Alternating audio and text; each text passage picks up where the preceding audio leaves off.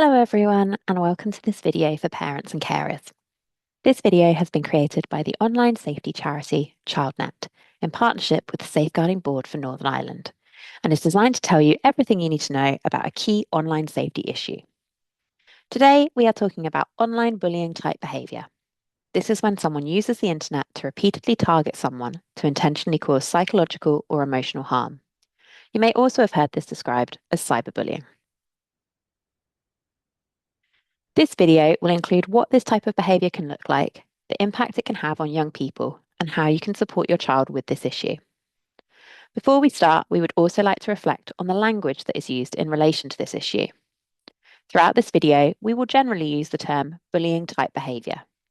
This language has been chosen to reflect legislation in the Addressing Bullying in Schools Act Northern Ireland, and is intended to emphasise the impact and context of this behaviour whilst being inclusive and avoiding labelling young people. For a young person experiencing bullying type behaviour, we want them to know that their experiences do not define them and that they can work towards recovery and resilience. For a young person displaying bullying type behaviour, we want them to know that whilst the behaviour is not acceptable, they are also not defined by it and there is support available. Online bullying or cyberbullying is any bullying type behaviour that takes place on online services or platforms.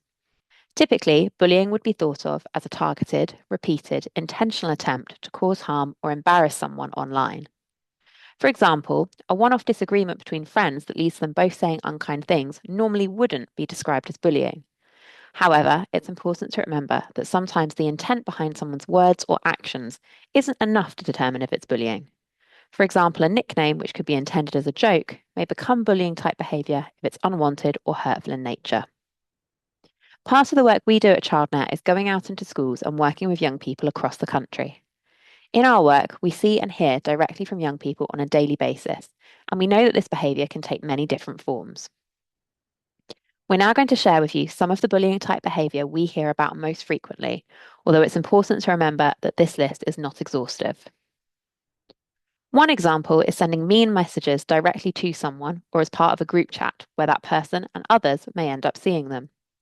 This can happen on messaging platforms, games, or social media. Similarly, this type of behaviour might involve someone leaving mean comments on someone's posts or content on social media, or making such comments elsewhere online where they will be seen. Cyberbullying may involve creating or sharing embarrassing images or videos, or sharing such photos or videos without consent on social media. Most recently, we've also heard about how generative AI could be used to create such images. Another example of bullying type behaviour is excluding someone online, which can happen in a variety of ways. For example, excluding someone from games or from group chats where lots of people are included, apart from one or two particular individuals. This is something we often hear about happening with school or class group chats. Sometimes cyberbullying may involve revealing sensitive or personal information about someone online without their consent through social media or messaging. It may also involve using features of social media platforms that are supposed to be fun, but in an unkind or hurtful way. For example, setting up or contributing to an abusive poll about someone. Some cyberbullying involves impersonation, where someone pretends to be someone else. This could be to catfish or trick their victim, or could be pretending to be the victim in an effort to damage their reputation. Bullying type behaviour may also target a part of someone's identity, like their race or sexuality, such as through leaving hateful comments or messages, or could have a sexual element. For example, young people may experience someone editing their pictures to sexualize them by adding emojis that are meant to represent sexual body parts, body shaming them by making comments or sending messages about their body, or even someone taking or sharing sexual photos without their knowledge or consent, such as when they are getting changed. Unwanted sexual communication or bullying type behaviour with a sexualized element is sometimes referred to as online sexual harassment. Online sexual harassment can include a variety of different behaviours and can use things like images, videos, posts, messages, and emoji. It can happen on any digital platform, but may frequently be seen on messaging apps and social media. It can happen both publicly, for example, if a sexual comment is left on someone's picture on social media, or privately, if it is through something like direct messages. There may also be aspects of both public and private online sexual harassment happening at the same time, and it may also overlap with offline experiences, including unwanted sexual behaviour or other forms of discrimination. For example, purposefully outing somebody who has not told others about their sexuality. You should also be aware that some forms of online bullying and online sexual harassment can break the law. Whether it breaks the law will depend on what form it takes, but there are laws to protect young people from harms such as harassment, discrimination, offensive or threatening communication, and non-consensual sharing of nude images that could apply. However, even when bullying type behaviour does not break the law, it can still be very distressing for young people to experience. And we'll talk more later about how you can support them with this. Both online sexual harassment and bullying type behaviour can be targeted at anyone, including adults and children, and people of any gender. However, some young people might be more vulnerable.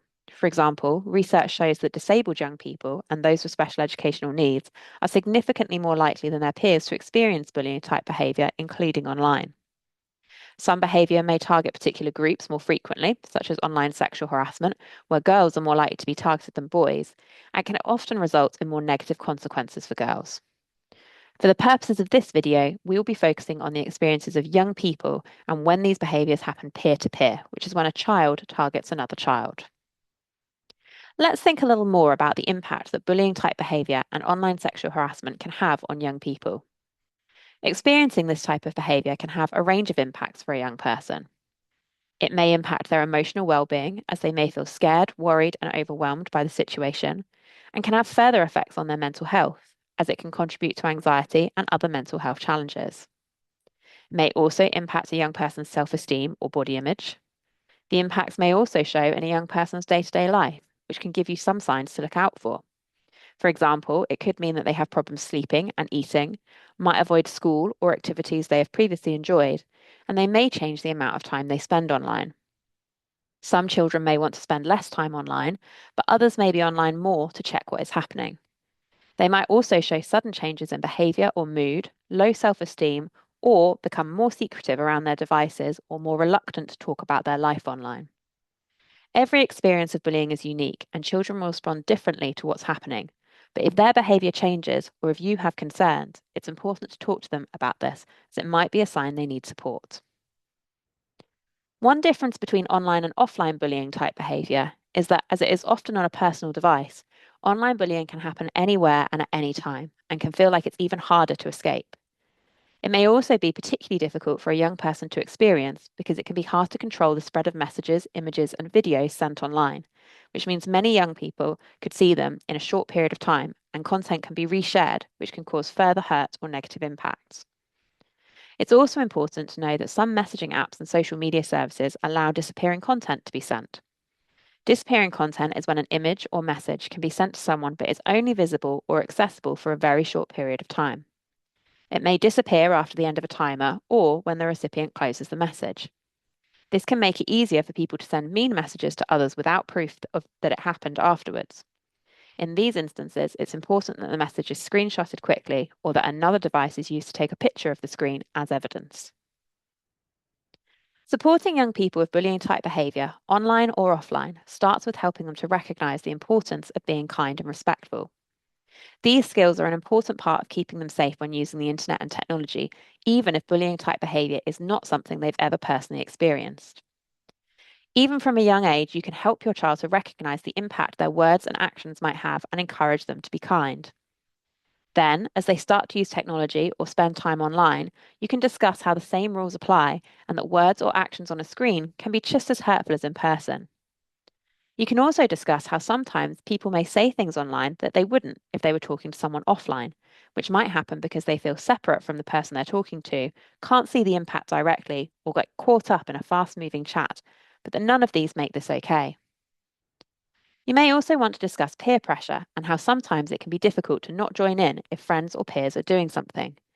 You might want to ask a question like, what would you do if your friends were making an unkind joke about someone? Or more broadly, what would you do if your friends wanted you to do something you weren't comfortable with online? You can highlight how they can always say no and they do not need to give a reason if they feel the behaviour is unkind. This conversation is an important opportunity to encourage upstander behaviour. Upstanders look out for other people online and act when they see something wrong. You can remind them about the impact bullying type behaviour or unkind words might have on someone, and that they can support someone experiencing this by not taking part, checking they're okay, and telling an adult or reporting what is happening online. You may want to discuss how it can feel difficult to stand up for someone experiencing bullying type behaviour. Young people often tell us they are worried that if they do this, they will become the target. However, if they do feel confident to talk to someone displaying bullying type behaviour about why this is wrong, for example, if they're a friend, it can be easier to do this in person or in one-on-one chats. As some forms of bullying and online sexual harassment centre around non-consensual image taking or sharing, it's also good to make sure your child understands the need for consent online. You can ask them questions like, what do you think consent means? Or what things might you need consent from someone for before doing online?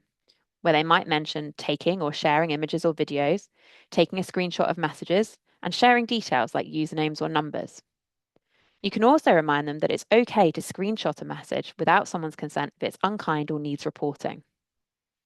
Another important topic to discuss to try to prevent this behaviour is how tone can be harder to interpret when talking online. You could discuss how some sentences rely on hearing how someone says it to know what they mean, as they could be read positively or negatively. For example, if you say, thank you so much, it can sound really positive, or it could sound sarcastic. You could also discuss body language and the other clues that help us work out what someone means in person, but which we may not be able to see online. You could suggest that if your child is unsure how something they say will be read, they could use emojis or send it as a voice note to help the other person understand. But that sometimes, if they're worried someone might interpret something in the wrong way, it's best not to say it at all, and that an in-person conversation might be needed instead. This can also lead to conversations about the difference between something being a joke and being hurtful. You can ask them how they might know when it is okay to make a joke, and discuss how they need to think if the person they're making the joke to or about will find it funny. Remind them that it is important to think about the impact a joke will have on someone and how it makes them feel. Finally, you can support your child to respect and celebrate difference. For example, people who look different to them, have different ways of living, or have different experiences because of who they are. Talk to your child about how we are all different and that this difference is something to be celebrated and gives us the opportunity to learn about other people's experiences, ideas, and attitudes. Make it clear that targeting someone because they are different is not okay, and openly model all these behaviours yourself to encourage your child to respect and celebrate difference too. Of course, even if your own child is always kind and respectful, you can't control the behaviour displayed by others. So let's think about what you should do if your child is experiencing online bullying type behaviour or online sexual harassment. We do hear from parents and carers that their first reaction to finding out about this can be shock or upset. But where possible, try to put your child's feelings first and prioritise being calm, understanding, and supportive. Acknowledge how they must be feeling and reassure them that you're there to help. We also hear from many parents and carers that it can be tempting to take away a child's device if they are experiencing bullying type behaviour. However, for a young person, this can end up feeling like a punishment when they are not at fault. Fear of having devices confiscated can also be a barrier to them reporting and getting help when they need it. It's also important to remember that someone experiencing bullying type behaviour may sometimes blame themselves, so reassure your child that it is not their fault and try to avoid any language that may suggest you are blaming them for what has happened. This is sometimes called victim blaming and is where someone suggests that the person who has experienced harm is at fault for what has happened to them. This could look like saying, you shouldn't have talked to them in the first place, or if you hadn't posted that picture, they wouldn't have done this, or even, why didn't you tell me sooner? Even when said kindly or from a place of love, comments like this won't help the situation and can be a barrier to young people seeking support in the future, or can make feelings of guilt and shame much worse. Instead, use supportive, non-judgmental language and make sure your child knows that it's not their fault and you're there to help them with whatever happens next. Once you've had these conversations about what is happening with your child, you can then think about next steps and reporting what's happened. One thing that we always recommend would be to screenshot any content like messages or pictures shared online that show this type of behaviour. This will mean you've saved the evidence in case you need to refer to it or use it when reporting. You will also want to utilise the block and report tools on whatever platform this is happening on. You can block users to stop them interacting with your child and report any content which may be against the platform's terms and conditions. Bullying type behaviour usually goes against the rules and may even be an option you can select during the reporting process. Reporting something will then flag it to the platform, who may choose to take it down or act to address the person displaying the behaviour. You can find more information about reporting on different platforms at reportharmfulcontent.com. It's also important to have a conversation with your child's school about the situation, as schools can offer support and advice to you and your child. You can get in touch with their class teacher, form tutor, head of year, or a pastoral lead. You can make an appointment to see them to make sure there is time to discuss the issue without disruptions and make notes about key issues you want to discuss so that you feel prepared. Do check in with your child about what they would like to see happen and if they want to be present. It can also be useful to have a follow up meeting afterwards to make sure all issues have been addressed appropriately. Some situations may need you to report to the police, including if you think a child is at immediate risk. You can contact the police on 101 for advice or 999 in an emergency. If you believe that your child is displaying bullying type behaviour towards another child or young person, it's still important to remain calm, reassuring, and non judgmental. Even if you feel disappointed, angry, or upset, try not to show these emotions when you talk to your child about it. Instead, reassure them that you are there to support them and to help resolve what has happened. You may also want to think about what else is going on in your child's life and whether there is anything they might be experiencing that could have contributed to what's happened. Sometimes lashing out or targeting others may be because a child is struggling to regulate their own emotions or cope with a change in their life. All behaviour is communication, and bullying type behaviour is an indication that your child needs further support. You'll need to address this behaviour directly, but make sure that it's their behaviour that you identify as being the issue and not the child themselves. For example, say the words you used were hurtful and disappointing, rather than you're a disappointment. Help your child to understand that what they are doing is unacceptable and the impact it would have on the other person. You could ask them to think about how the other child is feeling or relate it to how they felt when someone has been unkind to them. Help them to recognize the importance of apologizing. You should also help your child to remove any unkind content from group chats, social media, or other places where they have shared it. If you believe your child has been involved in online sexual harassment, it is possible that they don't understand the behaviour is wrong or may not have fully considered the impact. Relating behaviour to how it can make someone feel can be a good way to help them empathise and understand why this is not okay. And you may need to specifically state that targeting someone in this way is unacceptable. It may also help to discuss why they took part in this behaviour, as there may be other factors such as peer pressure or their own experiences of harassment or abuse at play. Even if your child is displaying bullying-type behaviour, it's still important to speak with your child's school about the situation, so the school can offer support and advice, especially if the pupil experiencing these behaviours is at the same school. This will help manage the situation for all children and young people involved moving forward. Young people participating in harmful sexual behaviour, including online sexual harassment, may need specialist support, and schools can often support with referrals for this. Learning how to build healthy relationships and navigate friendships can be one of the trickiest parts of growing up, and doing so online is an experience we may not always be able to relate to. Whether your child is being targeted by someone else or is exhibiting bullying type behaviour, it's important to respond calmly and non judgmentally, making use of online tools and getting support from their school. You can also make a difference by talking to your child from an early age about their online experiences and encouraging safe and responsible sharing that respects other people and acknowledges the importance of consent. The more you talk about your child's life online, the more confident your child will feel in bringing up issues such as online bullying and online sexual harassment with you. Finally, please also remember that you are not alone and help is available.